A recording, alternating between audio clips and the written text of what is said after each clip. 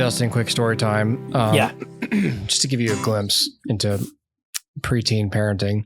So my daughter went on a sleepover recently. I got a text from the mom, who's a friend of mine. She was like, just to let you know, the girls have been, Amelia suggested they play this game called Red Door, Yellow Door. Have you heard of this thing? I've not heard of this. All right. So I hadn't either. I had to Google it. But basically, it's a popular sleepover game, urban legend type of thing. It's hypnotism. Okay.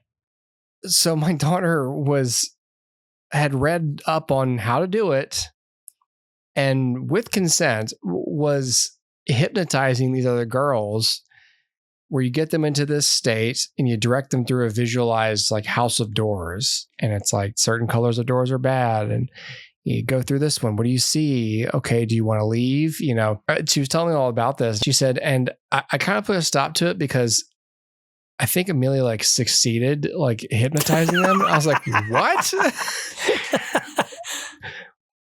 I'm like bewildered. Like, what are you talking about? And she was like, yeah. She got them there. Like, and I was sitting with them and I was like keeping an eye on things, and like they come out of it and they don't remember it or everything. Yeah. And like, so she would like, we filmed it so we'd show it to them, and they don't remember any of this. I was like, oh my God. Like, wow. It was a whole thing. And so like, she's like, you know, so I had to have a whole conversation about them about like, you know, letting things in. There's like the potential of like, you know, you could, if you don't do it right, you can like, you know, unearth like traumatic stuff from people. And yeah. And so like I picked Amelia up and I was like, hey, how'd that go? You know, and she was like, oh, it's fun. I was like, cool. What'd you guys do? And she's like, oh, and I was like, did you hypnotize anybody? Hypnotize anybody? And she was like, oh, okay, here's what it was. And so like she started explaining. I was like, listen, I'm sure you had the best of intentions. And she's like, I looked it up and everything. I was like, I got it. You're not a professional hypnotist. And it was just a bizarre conversation because I was like, listen, I don't know anything about hypnotism. But I do know that like a 12-year-old probably shouldn't be doing it to other 12-year-olds. Yeah, probably not. It's like they said it's okay. I was like, no, no, you can't be. And she was like, I did, you know, it was all fine. I was like, listen, minimum, you're going to freak parents out. Yep. And you will not be invited back. Yes. Right. Yeah. Maximum, someone remembers a repressed memory and it screws them up. Yep.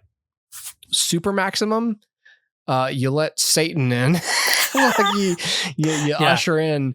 I was just like, listen, like it's just like a silly sleep. Like I was looking at it and I was like, okay, it's pretty like harmless, but it's like, I was telling the mom, I was like, well, I guess it's better this than like a Ouija board or something. Yeah. But even then I was like, is it? Like I if I were to sleep over and they're like, we're gonna play Red Door, Yellow Door, I'd be like, I don't know, guys. I don't know about this. I'd be the naysayer. Like I'd be the first one to be like, no. Yeah, no. We're not going to do this. Yeah, no. If I leave a sleepover and there's a chunk of it I don't remember, I'm gonna be pretty freaked out. Right. And she was like trying to show me videos. Like I don't want to see them. I don't know. Of all the things I thought I'd be confronting like already, and it's just like hypnotism wasn't on your daughter's hypnotizing bingo card. People. I was like, oh my gosh, what are you talking about? Have you ever seen a professional hypnotist show? Well, so we had that one at SCAD, right? Oh, yeah. We had that one at SCAD. It was like the orientation guy every year. Yeah. I think we only saw it the once year because they had a guy go up there and like they had him like care for this apple. Like this apple is a person to you. Like this is your baby. And then kind of fucked up. They're like, okay, now take a bite of the apple. Yeah. And like they eat it. And it's like, okay, look at what you've done to your baby. And they're like, and Kellen's like, I'm glad that wasn't me because I'd be dead. I had like a 30-minute drive back from the Eastern Shore to like talk to her about this. And I was like, listen, I told her about all this. And I was like, personally, I don't understand hypnotism. Like, I don't know what I think. I don't like, it must be a thing because lots of people do it in therapy and stuff. Yeah. But I'm also like, how do you not just go, is it just me being Irish? Is it just me like needing more anesthesia than other people? Like to me, is it just ridiculous that anyone could, okay, now you're in a house. Cause I'd just be like, no, I'm not. I'm in your office. Yeah, that's right. Like, am I in a minority of people who are impervious to this? So of course I find it ridiculous. Yep. And so I was trying to be open-minded about it, but I was just like, I just don't see how anyone can literally get themselves to this place. I don't get it. Yep. You know? Well, and I've seen some shows and it's for real. The dude that was doing it at the last one goes, we've actually probably all been hypnotized. And he goes, have you ever been driving and you don't remember the last couple miles? Like you realize like, oh crap, I need to pay attention. He goes, that is hypnotism. That's why it's called road hypnosis. You are hypnotized and you become aware. And so he's like, that's a form of hypnotism. And he said, what I'm doing is the same, but you give yourself over to it. Like you don't have the pull out of like driving, right? Like that thing pulling you back out, like you're actively doing it. He's like, you close your eyes, you go limp. I'm doing the same thing, just with nothing else. Like your brain's not active in any other way. And so when I saw him do it, he was like letting the people, but then he got them all to go to sleep except for one. And that guy was like really drowsy, but he wasn't asleep. Yeah. And he goes and like taps him on the head and the guy like snaps out of it. And he's like, go back to your seat. And he gets another person up there and then does the same thing. And guy goes out and then he wakes them all up. And then he like walks down the line. He's talking. He's like, keeping them, keeping their attention. But he looks and I don't know what he's looking for, but he like taps a few different people and he can tell like they're not going to succumb to it or whatever it is. Like they went down and they came up when he said come up, like they did. But then he goes and taps them and they snap back out of it and they go to their seat. But then the other people, like he does this to like 15 people, but only like 10 stay, you know what I mean?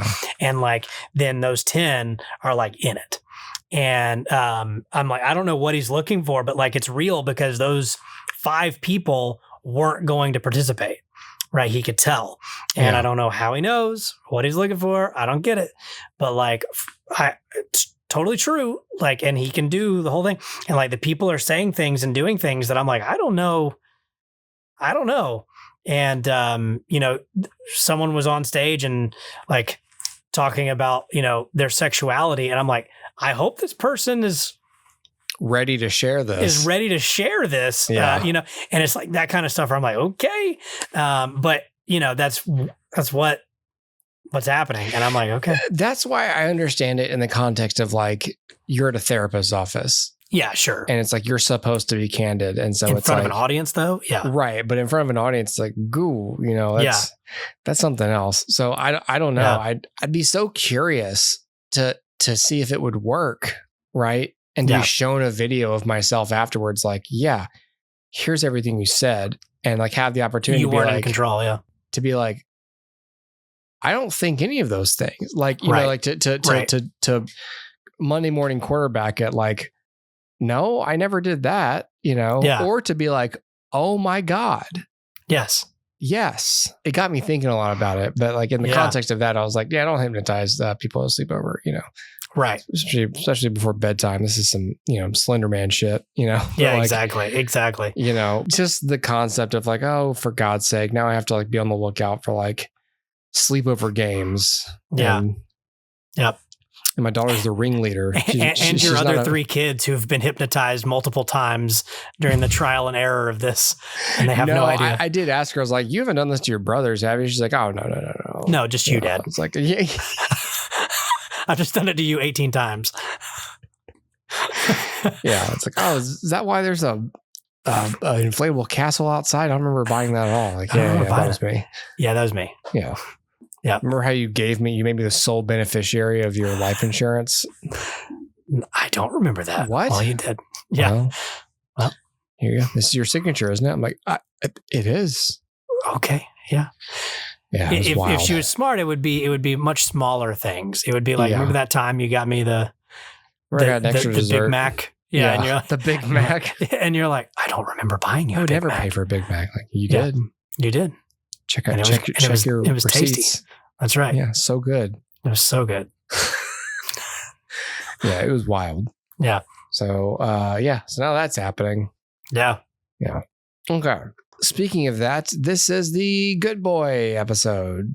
So speaking of horror and and things and entities. Yeah, this is a movie about that. And there's no hypnotism in this movie, just a dog who can see things that you can't. That's right. Not yet, at least. Not yet. Maybe things you don't want to see.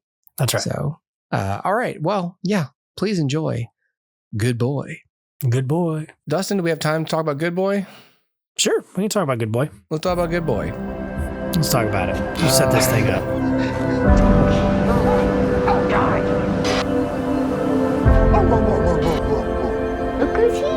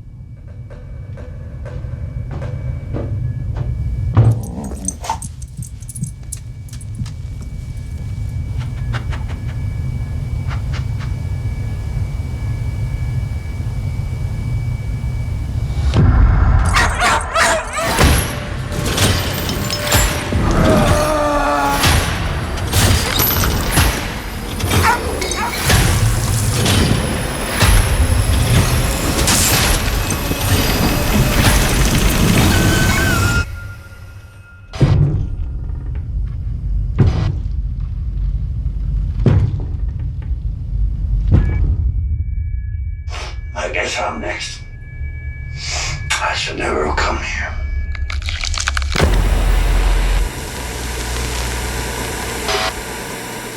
This is not the family movie about the dog.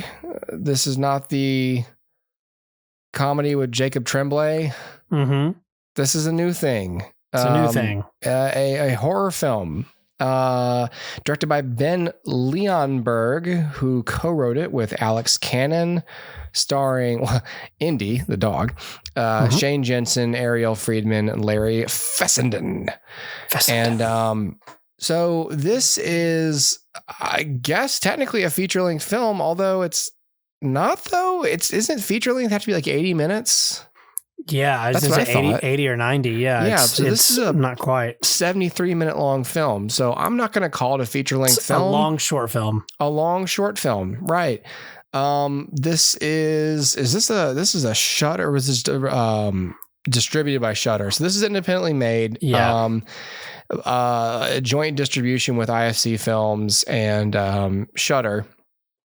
So we both saw this on Disney Plus or Hulu. So it's on streaming at this point. This was in theaters. Was it in limited theaters or something? Or did this get broad release? It would have been in October. But anyway, it's not there anymore. So, but if your standard of quality is this film has to have been released theatrically for me to like pay attention to it, this was in theaters. So yes, it's a little elitist, but there you go. It's met your threshold. So this is a movie wherein the main gimmick is the dog, Indy. We are experiencing a horror film through the eyes of the dog, through Indy. Is Indy a she or he? I think it's a boy. Yeah, boy. I think it's a boy. Duh. Good boy. Yeah. Good God. Well, that's getting cut That's out. the title of the film. The title of the film. And that's the main thing. It's you know, is an a hour. fish taco shaped like a fish? I was wondering if you could make that joke.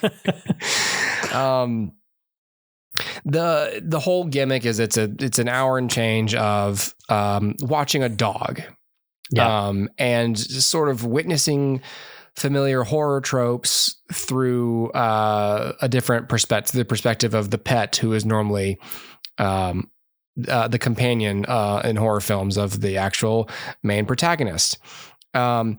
As such, I sort of assumed, I thought this won't happen, but like the first time Indy walks off to investigate a noise, I was like, well, Indy's going to get killed, because that's also what happens in horror movies is the dog gets like pretzeled and then you find it later. That's right. Because the ghost has to take out your extrasensory animal companion. Mm-hmm. Duh. Mm-hmm. Ghosting 101. Ghosting 101. This ghost didn't take that class or decided to subvert it. Like, everyone's expecting me to do that. I'm not going to take out the dog. Do it. And, who wants to watch a movie centered on the dog where something bad happens to the dog immediately? Correct. So I knew that wasn't going to happen. I don't know. This movie I think it's an interesting concept. I thought the movie itself was a tad long, oddly. Mm-hmm. I would have preferred a short film length, like under an hour. I think you could have cut 15, 20 minutes out of this movie for me, because there's a lot of good setup. Like, there's a lot of good tension building. And like, by the time the film is over, the movie in bulk feels like a horror film does. Holds the tension. And so like, it's well constructed as a horror film. It's just what, you're inspecting every frame because there's stuff that's hidden. There's even stuff in like photographs the dog sees that are not focused on and not brought back later. But like, I'm looking at the photo and even in like the wide frame, I'm like, oh, I see something there. Yeah. And it's just like a production detail that never got centerpieced. Yeah. But so I thought it would. I was like, oh, sure, they're going to show that again. They don't, but it's there. Almost like a mistake. Like, maybe it was supposed to be and it just never was, but it's there. Sure. This is one of those movies where it's like there are like minimal jump scares. Most of it is just atmospheric tension, and that's the good horror. That's like, hey, you're a filmmaker, like, because you knew how to build tension, and this is a character who obviously cannot speak, cannot reason, cannot tell his owner what he's seeing. And that's pretty cool. The thing that I didn't expect, and this isn't really a spoiler, I wasn't really expecting the dog to experience supernatural visions and whatnot. Yeah. Like to touch an object and like get a flash of something that's happening. Right. I don't know how I feel about that, because I would think I'd be more interested in the dog just witnessing stuff from the outside and not knowing what's going on. But then I suppose, that's for the audience. It just kind of broke the concept for me a little bit. But yeah, the dog, yes, is definitely hearing things that are faint, and that his owner is unable or uninterested in hearing or noticing. And he is seeing, scary shit like shadow men. And stuff that's there that his owner can't see. And so in a way, it's a new way to experience horror, I guess. Sure. I would not watch copycats of this film. I don't want a whole genre of animal based horror films happening. Yeah. In that sense, I think it's worth your time to watch. I think if you like dogs and you enjoy horror, then it's like, this is probably already on your list. You may have already seen it. But if you're on the fence, it's accessible on a popular streaming website, 2 of them technically. And it's a minimal, like Dustin said, like, it's not a big time investment, and it's not. And so I was able to kind of knock it out and get the experience. So, it's a soft recommendation for me. It's just more kind of like, okay, that was cool. Yeah. Everything, there's visual stuff that's related to the budget that you could scrutinize, like some of that CG and is whack, but that's right. I won't fault them because for the most part they shot around their budget it works. That's right. So I don't know. What did you think? Yeah, I'm middle of the road on this. It's fine. I think the thing that I was impressed most about is Indy's performance, honestly. I was like, I'm over here like reading emotion into the dog's eyes. Yes. And going like, I don't know that the dog is doing that. I think my brain is doing that because I know what a reaction to a horror film should be. Yeah. Like, a spooky thing happened. Cut to a human's eyes. I know what those eyes are telling me. Am I reading that into the dog, or did they find some way to like help the dog express an emotion? Or is that where the money went? CG eyes. CG eyes, yeah. CG eyes. Could be. Well, this feels like one of those films where it's like the guy, like the writer director, like likes horror, has or knows this great dog, and then at a party, it's his dog. It is his dog? It's the director's dog, yeah. Okay. Met a really good dog trainer and then was like, hey, you know what we could do? And, you know, because as you said, like that, it requires just an excellent performing dog. Yes. And an excellent trainer, which I don't know where the fuck they hid that guy, because Indy's doing these long tracking shots through like basements and shit. Yeah. Where's the guy with the treats? I don't know. He's don't not either. right off camera. That's right. I don't know how they did it. Don't know how they did it. But God bless him. Indy did a great job. Yep. And he is indeed a good boy. And I was trying not to say it. And yeah, man, I don't know. I'm with you. I think there's a moment in the third act where I was like, yeah, this would have been a better like 40-minute short film. And so I completely agree with you that this should have been a short film, not a feature. There's not enough here to warrant what there is, but even then it's not really a feature length. So it's not clearly there's just not enough story. It is the most bare bones, like horror thing possible. Yeah. You know, single man moves into spooky house. At the same time, there wasn't enough with his story. Yeah. Like the lore being that like his grandfather, father, or someone else, like grandfather, like just sort of died in this house and got on just an unexplained illness. Yeah. And it's like, not that I would have wanted like the dog to overhear the owner Skyping the expert. Right. About what acute illness and like, or anything, but it's just like, it is like considering the information we do get about the plot. Yeah. And just the tone itself of the ending, it was very much like, I would have accepted this if this were shorter, you know, like, but the lack of resolution I'm getting for how stock this story is. Yeah. Isn't justifying even this length, you know? Yeah. And it's interesting because really in order to do anything like that, where obviously we don't want to watch the from the dog's perspective, the owner on a Skype call. Then, so if we don't want that, the alternative is, okay, well then the camera just follows the owner, and like, we don't really get to see the owner, truly in this. Right. And so there's a bit of a Peanuts thing going on where we don't see the adults' faces. Yeah. Really. Yeah. A little bit. And which is scary in itself, actually. Yeah, it's fine. I don't know that it makes much sense because I think a dog is looking in your eyes, faces. You know? Yeah. But okay. But sure. But then you also, like, if you took it outside and, you know, he goes to a doctor and we follow him with the dog, not with him, then we're now outside of the dog's POV. So it kind of breaks the gimmick of the film. Yeah. So you can't really win for losing here. So I think the thing is, it just has to be a shorter film, and that's, you know, that's fine. It can be a really good long short film, but it does shed light on the idea that like there's really no distribution system for short films. Right. Short films exist in film festivals and on YouTube, and like that's it. So if you wanted your short film seen somewhere, there's really not a good way to do it. Now, alternatively, you could have done this as an anthology and had a feature length, you know, 90-minute, 200-minute, whatever. I mean, not 200 minutes, good lord. Like a 90-minute, 100-minute kind of thing where it's like, you know, different dogs with their different stories, and it's all similar, you know, thematically related or something.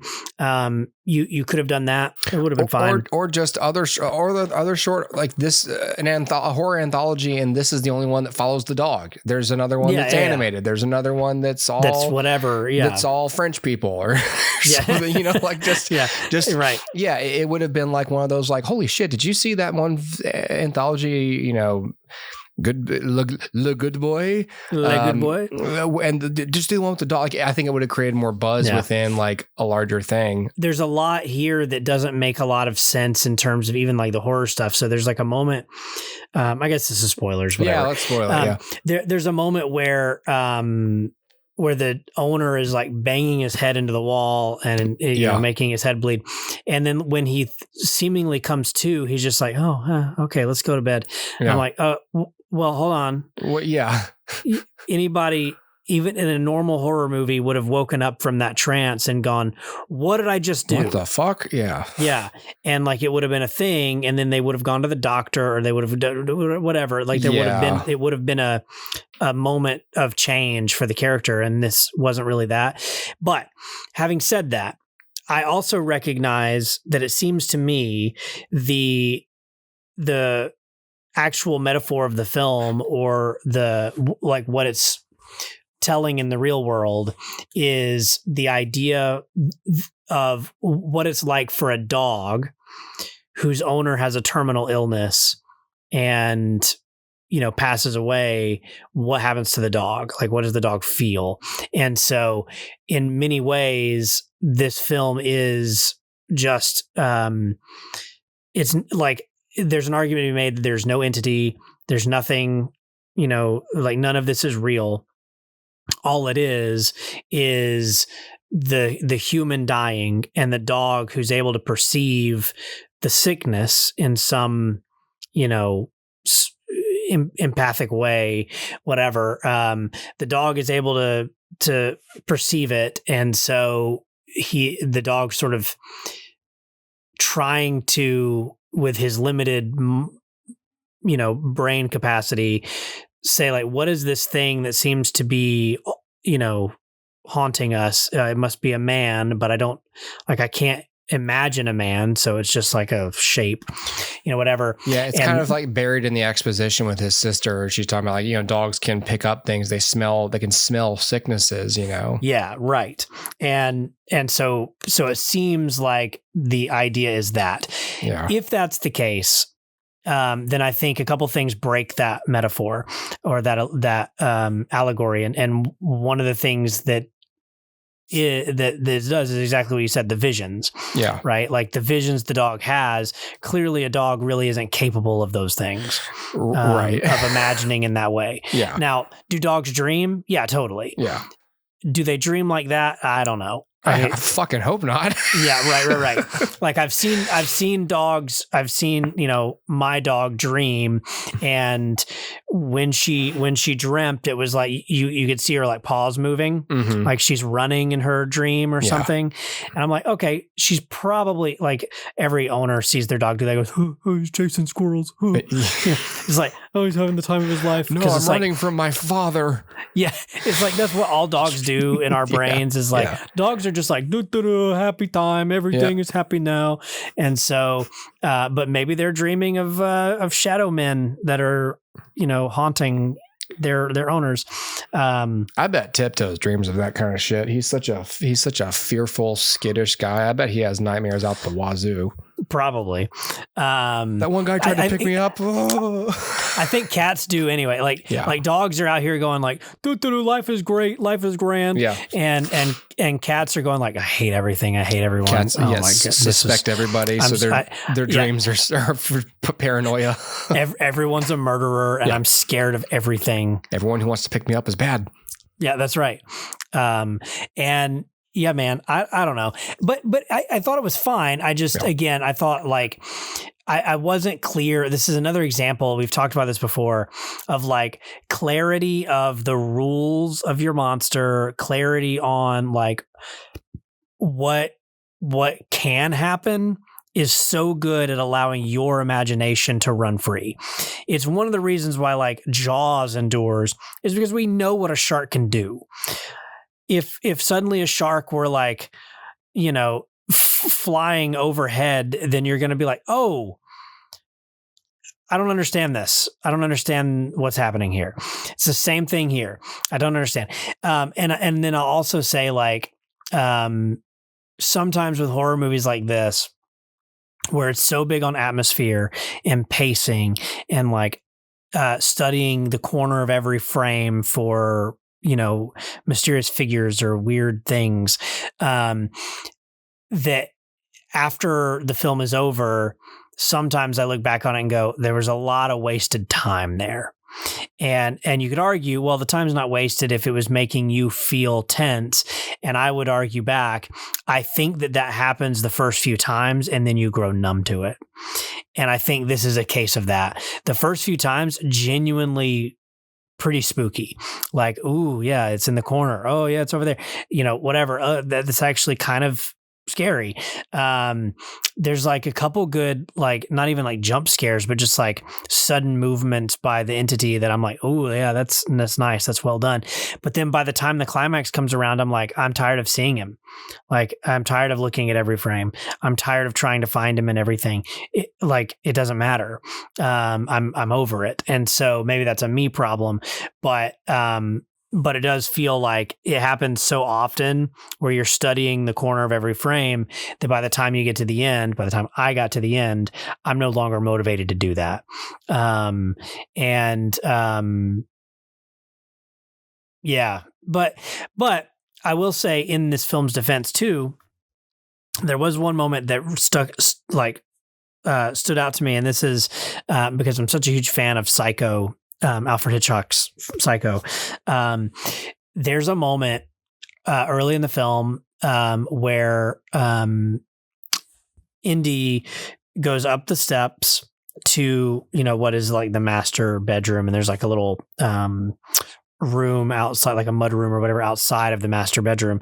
And so Indy comes up the steps into the mud room and turns the corner and goes into the bedroom. And while that's happening, the camera's at this really high angle. So you're seeing him come up the steps. It's almost like bird's eye view, like directly over Indy as he comes into the room and turns the corner. And that whole thing, I was like, man, that's taken right out of Alfred Hitchcock's Psycho. There's that moment where, well, actually, I don't want to spoil Psycho because I love Psycho. And if you haven't seen it, please go see Psycho. But there's a very similar moment where a character goes up the staircase and it's framed almost the exact same way. Mm-hmm. And then to make matters worse, when Indy goes into the bedroom, there's a reverse shot of like him walking in the room and you see taxidermy birds on the wall. Mm-hmm. And I'm like, oh, like Norman Bates was a bird taxidermist. Yeah. And I was like, oh man, this is so Psycho. Yeah. And stuff like that I really love. Like, we were obviously just talking about Tuner and like it wears its inspirations on its sleeve with Baby Driver and whatnot. This wearing its Psycho inspirations on its sleeve. I really enjoy being able to pick that out and go like, see, people like the reason these films, Baby Driver, Psycho, whatever, touch people in a way that like influences additional art down the road. And you could look at it and go, oh, that's been done already. And I'm looking at it going, no, it's like, if that shot that Hitchcock used made you feel uneasy, then use it. Make me feel uneasy with it. My brain already associated it with feeling uneasy. You doing it again made me immediately feel uneasy. Yes, it also broke the illusion and took me out and made me realize I'm watching a movie because I'm on an Alfred. But all that said, I do appreciate the homage. And so I did want to call that out. I noticed it. I thought that was fine. Well, and also like if you're a production designer and it's like, well, what's going to be in this mudroom? And it's like, well, I love Psycho. And also this is a cabin in the woods. Like it's fine if there's taxidermy everywhere, it fits. And mm-hmm. Why not? There's also that neighbor character that we never really see, which I'm sure is just supposed to be a red herring. But I guess there's also a read of the film where maybe he's more malevolent than the dog is able to comprehend. And clearly the dog, for whatever reason, has a hard time hearing and seeing him. Mm-hmm. I don't know why, but you remember like at the beginning when we first meet him, he sneaks up on the dog. Like you can't sneak up on a dog like that. Yeah, yeah. And then when things are going haywire at the house, the dog runs out to the neighbor's house and the neighbor isn't there or he's not able to get a hold of the neighbor. There's something to be said. Maybe the neighbor was at his house doing something nefarious. Who knows? That's a possible read. I tend to believe that probably the film started with the idea of what's it like for a dog to lose its owner to a terminal illness. Yeah. And then it became this thing and the allegory is just not quite perfect. So it just is what it is. And they put it out thinking like, well, it's enough about that you can read that. And then if you want it to be a horror movie, that it can be a horror movie. And that's probably about all the thought that went into it. Yeah, they kind of just went nowhere with that neighbor. Yeah. And I kept thinking like, well, what's his purpose? And like, is it just to get additional exposition? Like you don't really need a neighbor. The main character talks to him like once in that same scene. Yep. And it's really just like, hey, I haven't seen you. It's so big now. Oh, you're moving into the place. And it's like, well, this is information we already knew. The only thing he says was just like, they never did find that dog. And then later it's like the carcass is down in the basement. It's like, they never found him. It's right there at the bottom of the stairs. Yeah. Like, did they look that hard? Who sets the fox traps? And it's just like, it felt reverse engineered from like, well, Indy has to get trapped somehow. But then like Indy wakes up and is chained up to the doghouse. So like the owner found him. Yeah. So like who reached out and took him? Well, but this is also the question when Indy's exploring the basement and sees the chair and the entity comes up behind him. We cut to black. And the next thing we see is Indy covered in dirt and mud and whatever, or whatever that is that the owner's like, it smells like death. Yeah. The next thing we see is that. And I'm like, well, what happened? What did he do? Why did the entity take the dog? Where did he take him? Why is he covered in the mud? Like what was any of that? Like, what's the meaning of that? And I don't know if there is one other than just spooky. Yeah. Dog got taken. Yeah. But again, if we're watching it from the dog's perspective, then why did we omit that sequence? Yeah. I was like, because I thought like, the dog, like now Indy's going to be like malevolent. Cujo. Yeah. Right. Yeah. I thought it was going to take a turn. Yeah. And it's just like, it took me and I'm dirty now. And then I got stuck in a fox trap. And it's like, well, either the entity or the neighbor brought me back to the yard where you chained me up. But that doesn't make sense either. And it's like, what? Yeah. Yeah, there's a couple of big omissions of like time passages. Yeah. Where why are we not following the dog during these times? Yeah. Yeah. Clearly the dog was awake and conscious for most of that. By switching it to dog gets taken, cut to black, or, entity rises behind the dog, cut to black. And then the next thing we see is the owner looking for the dog. We're now in the owner's POV. Yeah. And that's a break in the gimmick. Good concept. Like you said, like it probably, like all movies tend to start with some sort of simple idea like that like for me, it's always like, oh, what if we made a horror movie from a dog's perspective? The idea, you're right, is probably like, what's it like for a dog to lose an owner? But then once you get into plot and you're like, there have to be traps, there should probably be a neighbor. And then it's like, okay, well then what to do with those elements? And those elements have to serve the story, serve the allegory, and they certainly don't serve the allegory.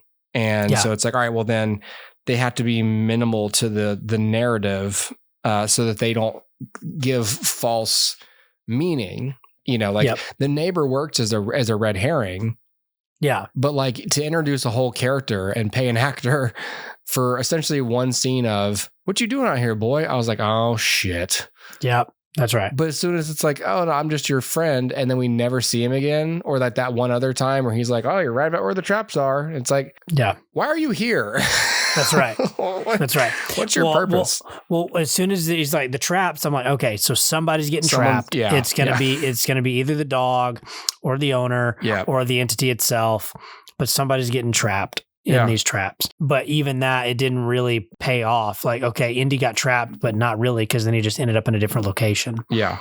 Yeah. It would be something if he was trapped and he wasn't chained up to the doghouse. He was literally trapped and he could see the owner struggling, dying, whatever. Yeah, and he can't get to him or something. And he can't get to him. Yeah, you have a ready built stakes machine in this room. I mean, in this movie, and it didn't use it. Yeah.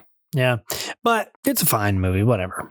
Yeah, especially when we give each other these lists and we're like, here's what we're watching. I tend to not go look at internet discourse. I would be interested to see what like Red Letter Media thought of the movie. Yeah. Okay. All right. Well, that's good, boy. I wrote on Letterboxd, this is just good boy, not great boy. So there's a reason this is good boy and not great boy. And then I wrote, but really, it's a just okay boy. Oh no! My cat liked it. I sent y'all that video. Yeah, Tiptoes got up because he was, I guess, because of the noise. I don't know. And then at a certain point, he's just staring and leaning further and further towards the TV. I'm like, what the fuck? What the fuck? Because at the time, it's just noises and a dog whining. And so he's like, I don't like any of this. I don't like this at all. Yeah. I think cats see some spooky stuff, man. Probably, man. And like, you know, if anything, it'll just give like creepiness to like the pet owners. It's like next time my dog is just staring off into space and barking at nothing. Yeah. I'll be thinking about those poorly rendered shadow men. That's right. Those mud monsters. Yeah, mud monster. I hope the T-1000 shot doesn't haunt me in my dreams. Right. Yeah. Because that's what that was basically. Yeah, pretty much. Yeah. It's like, ooh. Yep. Having trouble with the texture there. Yeah. Ran out of time. Yeah. Yeah. There's also that moment where like Indy's at the foot of the bed and like the hand comes out to grab him and pulls him under. Yeah. And that was and it was just the owner that was like pulling him up to cuddle or whatever to snuggle because he didn't feel good or whatever. And but then the owner's like up against the sidewall. I'm like, how did your arm get all the way perfectly under the bed to get Indy? That doesn't make any sense. Well, and how did Indy not see you there already? Yeah. And go to you? Right. You know, or was it, I sort of interpreted that as like, as the owner was already hearing things. Oh, maybe. And pulled the dog closer, like, hey, come here. You know, like, come over here. Here's where I am. Right. Sure. You know, could be. Because as soon as the owner started seeing things, I was like, finally, finally, we're both seeing the same thing. You know, that's right. That's right. Well, that's okay, boy. That's okay, boy.